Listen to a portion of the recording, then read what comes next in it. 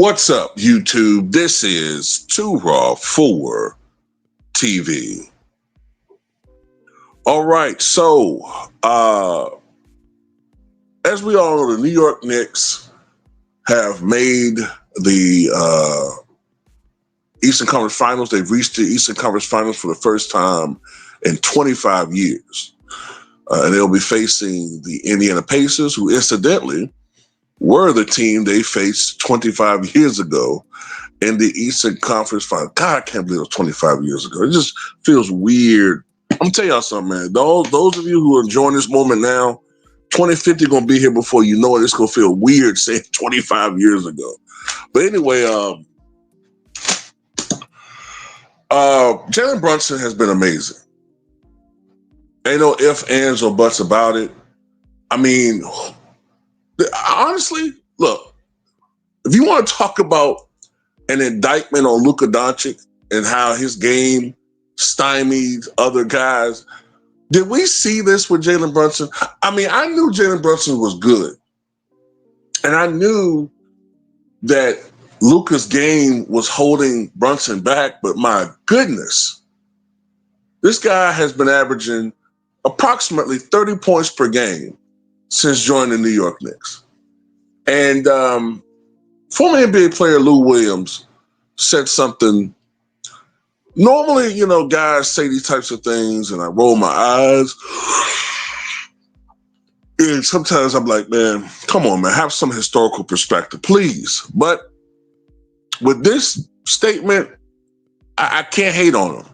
So basically, Lou Williams says that in his estimation, Jalen Brunson has a chance at becoming the greatest Knick ever.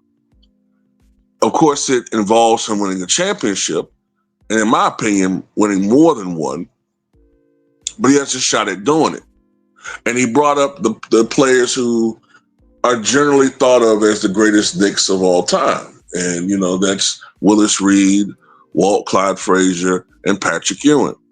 I know some will say Bernard King. If you're talking about from a dominant standpoint, yes, but when Bernard King was with the Knicks, they weren't a winning organization. They weren't winning titles. And, you know, they're kind of part of when you're a Knick, man, when you're in New York, it does involve, if you're talking about the GOAT mantle, as far as Knicks, you got to win some titles. But anyway, I don't have a problem with this statement. I don't have a problem with his overall statement on this. I do think that if the Knicks win a championship this year,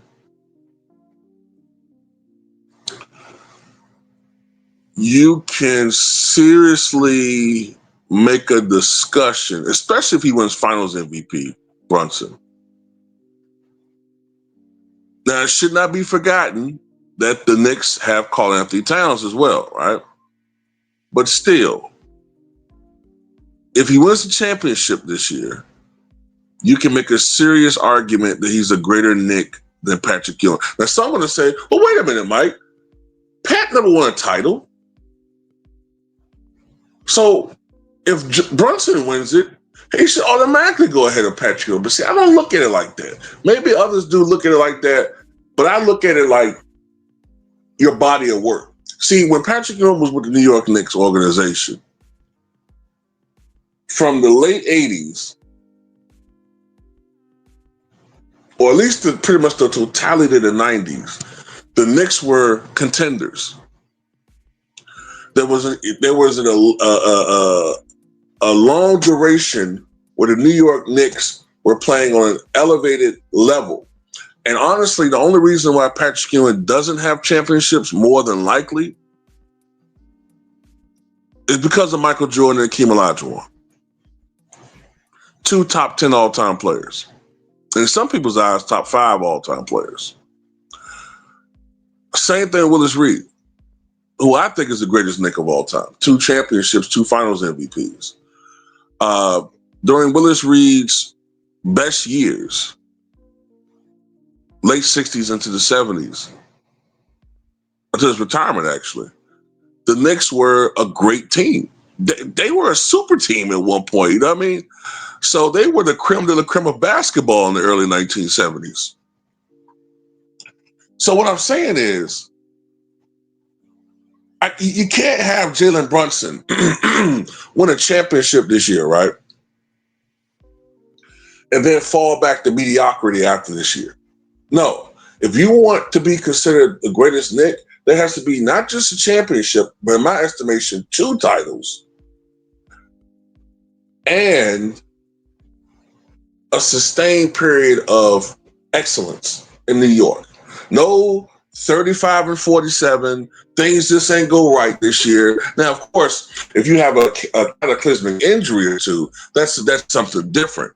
But if you have a relatively healthy roster, and then at the same time, you guys are going out here and you're performing at a middling level, 44 and 38, 42 and 40, 46 and 36, can't quite get it right.